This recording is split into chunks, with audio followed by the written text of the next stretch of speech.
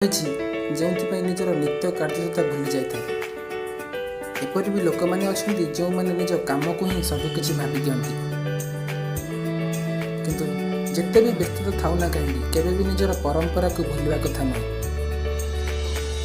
आम मैंने बहुत भल भाव जानती कि गोटे नारीर सबुठ बड़ अलंकार हो तार सिंदूर, किंतु आजिकल नारी मैंने ये सबको निजर फैशन भाव नेबार लगी। हाँ आज्ञा, आम आज हॉलीवुड एक जनाशुना गायिका विषय कहवाक जाऊँ जहाँ नाम है असीमा पंडा।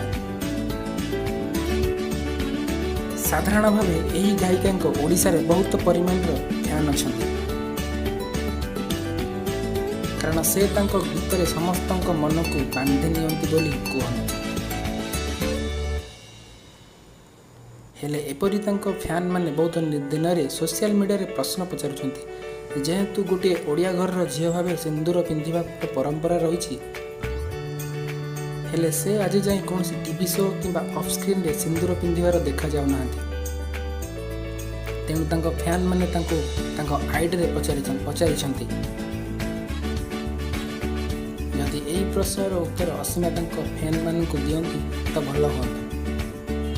तेरे आपण मैंने कहतु कि गोटे ओडिया घर बहु भाव कौन सिंदूर पिंधिबा कथा कि नहीं। आमको यही प्रश्नर उत्तर आम कमेंट बॉक्स रे दियंतु।